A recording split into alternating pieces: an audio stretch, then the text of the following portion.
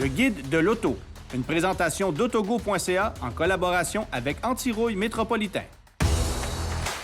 Cette semaine à l'émission, on part à la découverte du Ford F-150 Lightning, on fait l'essai du Genesis GV70 et Mathieu Roy nous fait découvrir le monde du rétro nouveau.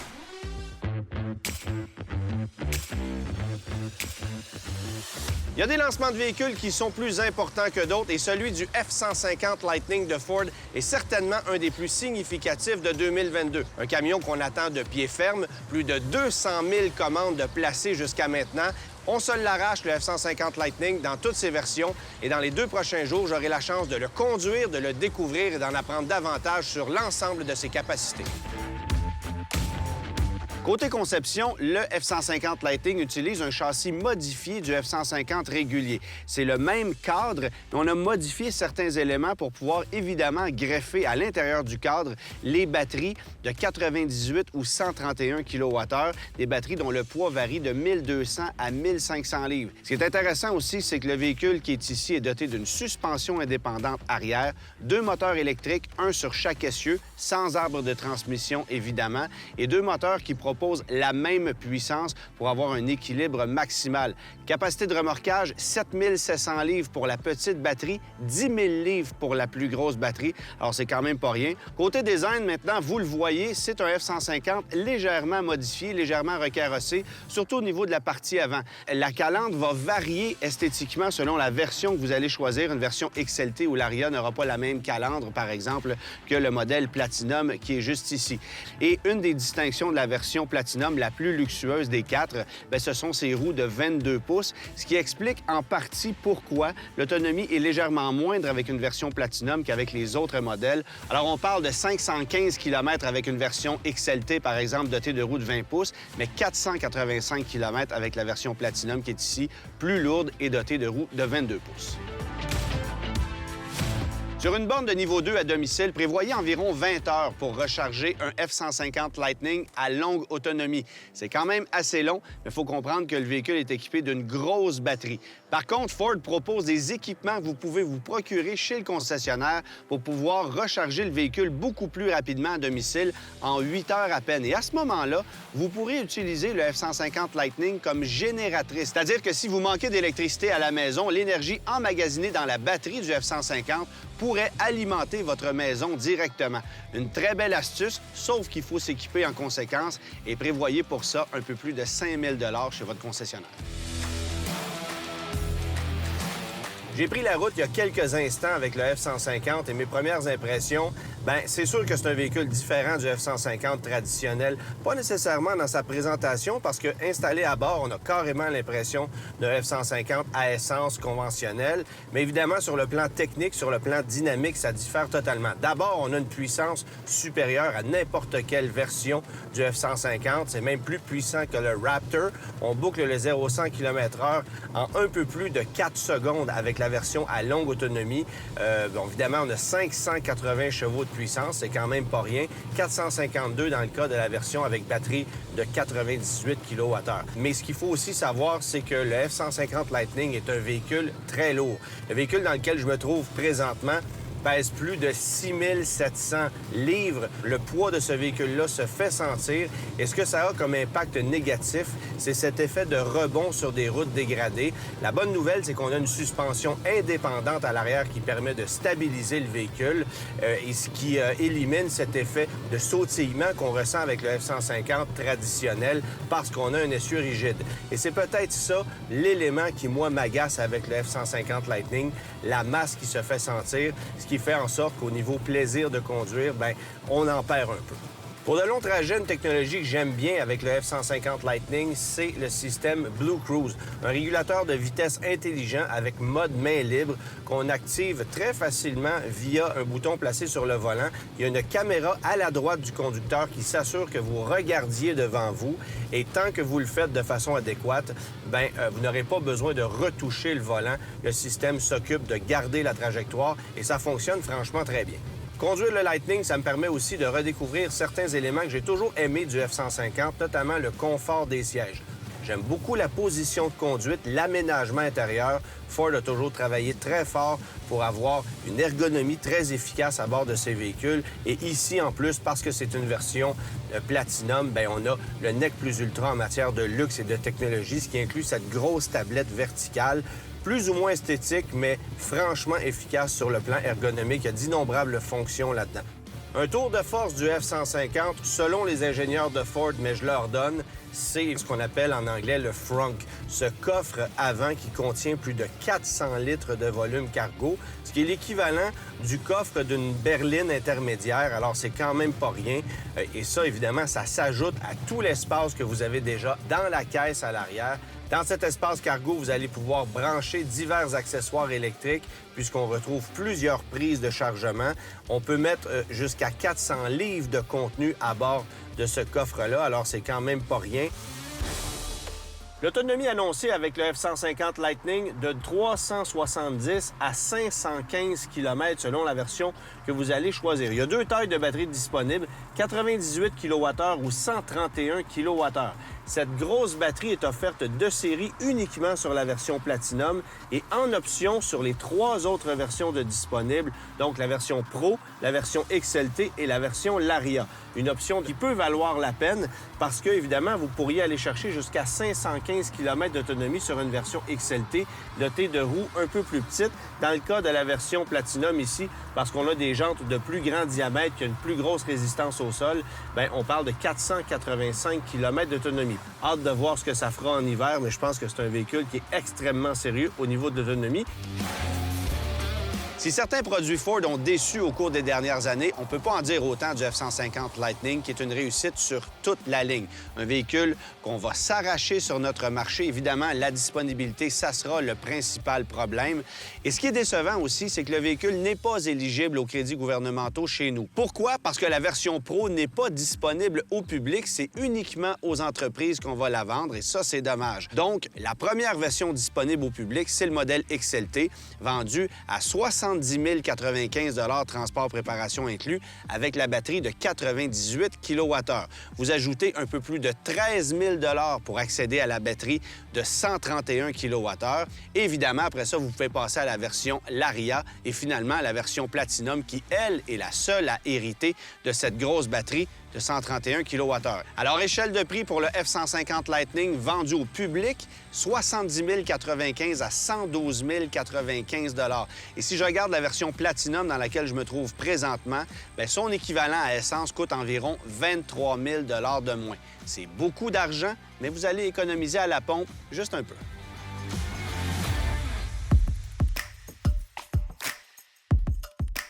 Saviez-vous que l'atelier branché de votre région possède les mêmes informations techniques que le manufacturier automobile? En plus d'avoir l'équipement nécessaire pour faire l'entretien, la réparation ou le diagnostic de votre voiture électrique.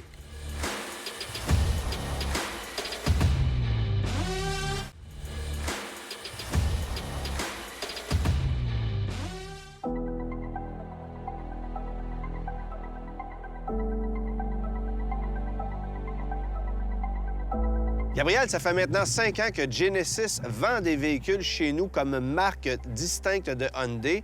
On a l'impression que c'est cette année que les choses explosent. Oui, tout à fait, parce que quand ils sont arrivés sur le marché nord-américain, c'était avec 3 berlines.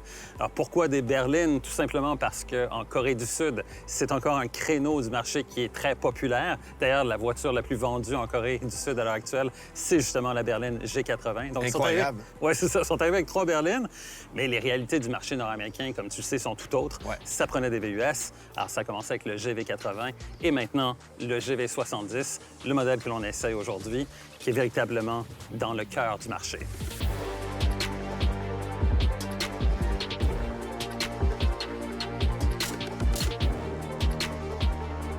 Là, ce qu'on conduit, c'est la version la plus luxueuse, la plus puissante aussi. V6, 3,5 litres turbo compressé qui fait 375 chevaux. Est-ce que ça te donne pas un peu l'impression de chevaux coréens? Oui, effectivement, parce que pour l'avoir essayé, évidemment, sur des routes secondaires et aussi sur l'autoroute, on sent que c'est 375 chevaux, mais 375 chevaux limite. Oui. Parce qu'au niveau du 0-100, par exemple, On parle de 5,6 secondes 0-100. Bon, c'est correct, là, mais c'est pas... clairement, c'est un véhicule qui n'a pas vraiment de prétention sportive. Pour ce qui est du comportement routier, je dirais que c'est très correct. C'est un comportement routier qui est rassurant. Ouais. Par contre, pour avoir essayé aussi le même véhicule avec le moteur 2,5 litres, je dois dire que moi, je préfère la dynamique, la conduite avec le 4 cylindres turbo. Vraiment? Oui, tout simplement parce que le moteur est plus léger, donc le poids sur le train avant est moins élevé. Puis ça a une incidence sur la dynamique. Ben, tu sais, c'est plus intéressant à conduire qu'un Lexus NX, qu'un Cadillac, qu'un Cadillac XT5. Bon, tu sais, c'est ça. Mais quand tu tombes dans des véhicules allemands qui ont une dynamique de conduite plus marquée, tu sais, moi, je préfère conduire ça en termes de dynamique de conduite, par exemple, qu'un Volvo XC60. Mais ce que j'aime du 4 cylindres, c'est l'équilibre des masses et une réponse un peu plus instantanée à l'accélérateur. Ce qui m'agace avec le V6, c'est le délai à l'accélération initiale qui me rappelle les pires véhicules européens. Et l'autre truc qui, moi, m'a agacé en conduite, c'est la position trop élevée, ce damné défaut qu'ont les Coréens de faire des sièges dont l'assise ne s'abaisse pas suffisamment lorsque tu as des sièges à réglage électrique. Moi, je veux dire que les sièges sont pas particulièrement confortables. C'est un beau design, c'est un look qui est vraiment magnifique. Ouais. Tu sais, clairement, ils se sont inspirés de Bentley, là, quand tu vois le motif à diamant et tout. C'est de toute beauté, mais par contre, c'est pas très, très confortable. Tu parlais tantôt de Bentley. Je pense qu'il faut parler de l'extérieur du véhicule, du design du véhicule, qui, pour moi, est une grande réussite. Mais on a peut-être poussé la note un petit peu trop loin en termes de détails de finition parce que celui qui est un peu comme moi maniaque du nettoyage de son véhicule Je savais que tu allais en parler. va devoir prendre une longue fin de semaine de congé pour nettoyer tous les petits losanges dans toutes les craques qu'on retrouve sur ce véhicule-là. Écoute, les roues, la calandre, entre les deux échappements à l'arrière, ça finit plus. Je parlais des roues 21 pouces. Ça cogne un peu, ça. Ouais, c'est ça. Sur nos routes, là, 21 pouces, c'est peut-être un peu trop pour ce genre de véhicule. Puis moi, si on parle des roues, je trouve que le design est absolument affreux sur ces roues-là. Mais donc, ça, c'est très personnel. Ouais. Côté finition intérieure, on est à la hauteur des Allemands. Là, je pense qu'on a fait vraiment un travail sans sas. Et ce que j'aime, c'est qu'on a joué... Bon, on n'a pas le plus bel exemple ici parce qu'on a un habitacle tout noir avec surpiqûre blanche. C'est rien de super original. Mais dans le cas d'une version à peinture rouge comme ce qu'on a ici, on pourrait, par exemple, avoir une sellerie de cuir bleu foncé avec surpiqûre rouge. C'est magnifique. Puis l'aménagement intérieur, moi, j'aime bien. Je trouve que le look est rafraîchissant. Je trouve que la finition est super belle. Toi, côté ergonomie, est-ce que t'aimes? Il y a deux choses. Il y a le fait que l'écran est de bonne dimension. C'est un écran tactile, mais il est vraiment très loin aussi. Donc, quand tu veux aller interagir avec l'écran pour l'écran tactile, il faut absolument que tu décolles le haut du corps, tes épaules du siège, puis ça, évidemment, c'est pas super pratique. Évidemment, tu peux le contrôler ici au moyen de la molette rotative, c'est déjà ça. Mais un intermédiaire, c'est jamais l'idéal. Exactement. L'autre truc, tu as ici un bloc d'instruments. En fait, c'est un écran, c'est pas un bloc d'instruments, mais c'est un écran qui te donne toute l'information relative à la conduite. Ouais. Et il y a un effet 3D dans cet écran-là qui est assez intéressant, sauf que parfois, dans certaines conditions, devient un peu plus difficile à lire. Ouais. Notamment, par exemple, si tu as des lunettes de soleil, où là, absolument, tu as beaucoup de difficulté à voir tous les détails de l'écran. Mais à part ça, c'est très, très bien fini. Tu regardes les détails de finition dans les portières, la présentation, la qualité des matériaux, la qualité de fabrication. Me permet aussi de mentionner qu'on a l'impression que c'est un véhicule bâti d'un seul bloc. Il n'y a aucun craquement. C'est très, très, très solide. Oui, très rigide comme structure. Tu sais, là-dessus, on a un véhicule qui me semble beaucoup plus solide que n'importe quel autre véhicule japonais, par exemple. Tout à fait.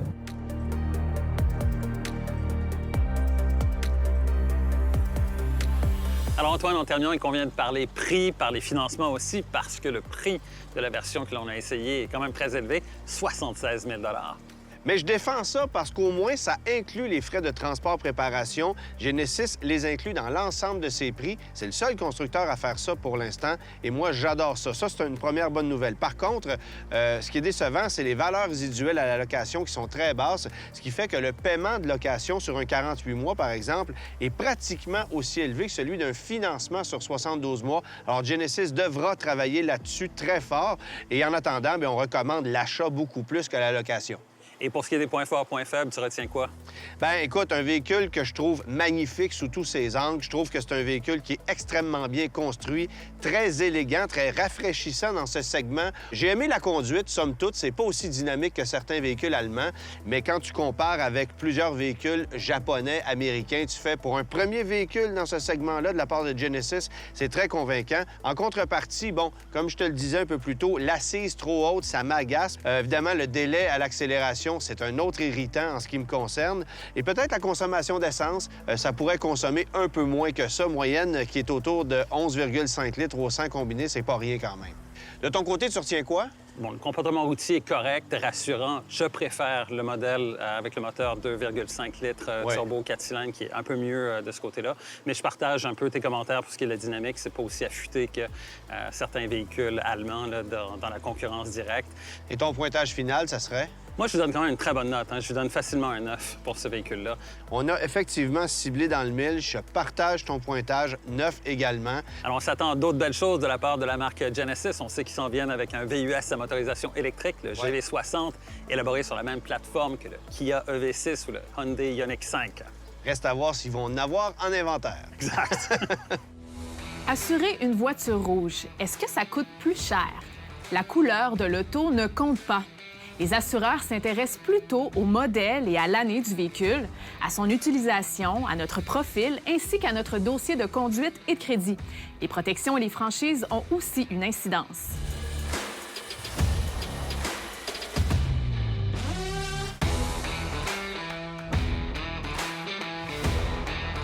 Saviez-vous que les spécialistes de l'anti-rouille peuvent effectuer un traitement sur votre véhicule, peu importe la période de l'année? En effet, les experts sont équipés de canons à chaleur et d'équipements pour retirer la glace, la neige et la saleté, de façon à effectuer un traitement comme durant la saison chaude. Mathieu, tu nous amènes aujourd'hui dans le monde rétro, mais pour des objets d'aujourd'hui, voire même de demain. Absolument. C'est une tendance qu'on ne peut pas ignorer, puis c'est vrai dans plein de domaines, pas juste dans l'automobile. On nous nourrit de nostalgie à la pelle. Et en automobile, depuis quelque temps, ça grossit. Écoute, depuis à peu près 2-3 mois, je remarque qu'il y a vraiment une accélération dans cette tendance-là. Hyundai a décidé de redonner un coup de jeunesse à sa poney en exposant une poney électrique légèrement redessinée, mais littéralement au goût du jour. Et ça donne quelque chose qui, je veux t'entendre là-dessus, assez intéressant, non? Ben oui, parce qu'en fait, on prend une poney de première génération, celle qu'on n'avait même pas eue chez nous en Amérique du Nord, là, et on a carrément fait une voiture super moderne avec 100% électrique. Une voiture qui semble assez performante, mais qui est un sacré clin d'œil parce que quand tu dis qu'un constructeur comme Hyundai est capable d'être nostalgique aujourd'hui, moi, je trouve ça intéressant. Il y a aussi, Mathieu, des constructeurs automobiles qui choisissent de proposer des options mécaniques électriques qu'on pourrait intégrer dans certains véhicules du passé. Ford l'a fait en présentant une camionnette au dernier SIMA Show, là. Oui, effectivement, mais ce qu'on a fait avec la camionnette, c'est qu'on a créé un moteur électrique rétro-compatible. Donc, quelqu'un pouvait acheter le moteur électrique et le faire entrer, par exemple, dans le châssis d'un vieux F100. Ce moteur-là, électrique, qu'on retrouve sur le site de Ford pour à peu près 4 000 US, c'est le Illuminator Mach Electric Motor.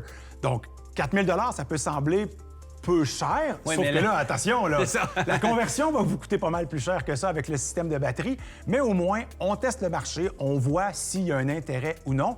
Autrement dit, ça pourrait être un nouveau genre de resto-mode qu'on nous propose présentement. Puis là, il y a des constructeurs qui récemment ont dévoilé un paquet de trucs super fascinants. Ouais. Vraiment. Ben moi, je suis tombé sur le charme quand j'étais jeune, le fameux Dune Buggy, là. Donc, cette espèce de véhicule un peu tout-terrain, on dirait fait pour la plage. Eh bien, il va être proposé en version électrique. Il y a aussi, bien entendu, le Volkswagen ID Buzz. On reprend une espèce de vieux concept qu'on a mis au goût du jour. Et quand les constructeurs le font de manière raffinée, ça donne quelque chose d'hyper intéressant. Moi, j'ai vraiment hâte de voir ce fameux ID Buzz.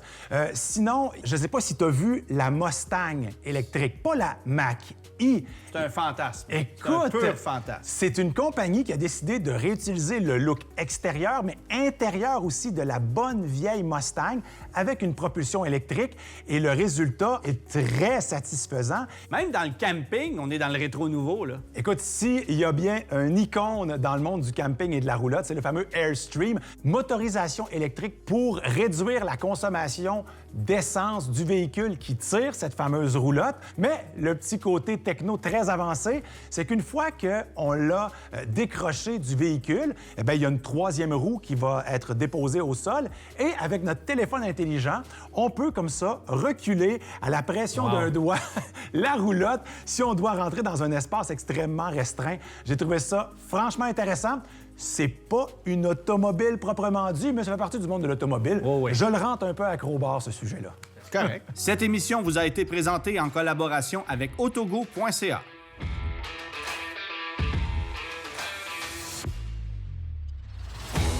La semaine prochaine à l'émission, le Toyota BZ4X, l'essai du GMC Sierra AT4X et on hésite entre une Toyota Corolla Cross ou une Subaru Crosstrek.